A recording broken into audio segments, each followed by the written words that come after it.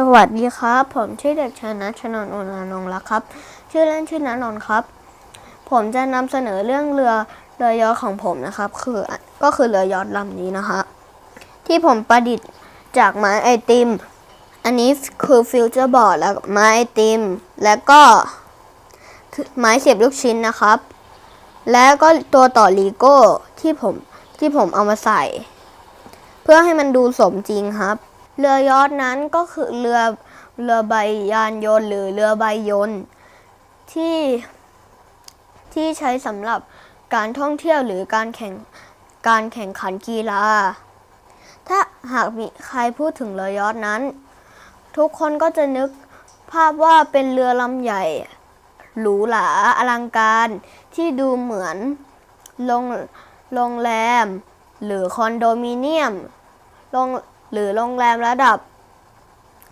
ดับรีสอร์ทชั้นเลิศซึ่งเรือยอชต์นั้นจะมีอยู่3ประเภทใหญ่ๆและเรือยอชต์ของผมนั้นก็อยู่ใน3ประเภทนั้นครับ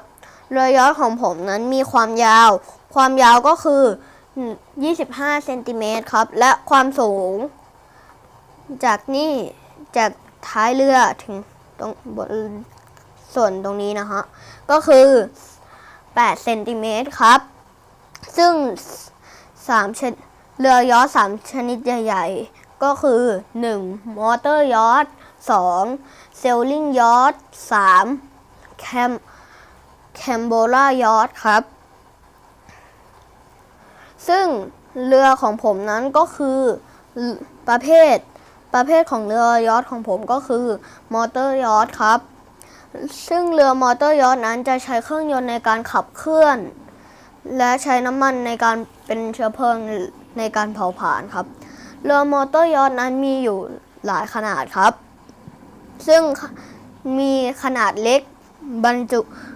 รจุผู้โดยสารได้7คนครับและเรือลำใหญ่บรรจุผู้โดยสารได้50คนครับเรือมอเตอร์ยอชต์นั้นจะมีพื้นที่และบรรจุผู้โดยสารได้น้อยกว่าเรือคัมโบรายอชต์นิดหน่อยครับ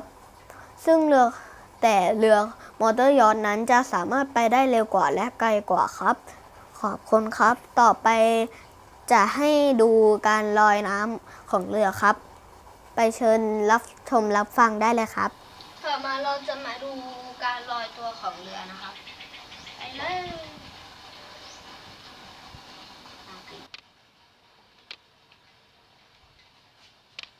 ต่อไปเราจะทดสอบการจมของเรือลำนี้กันนะครับลองเลยแล้วก็ปล่อยเห็นเรือของผมแล้วรู้สึกยังไงบ้างนะครับงั้นผมขอจบเพียงเท่านี้นะครับขอบคุณครับ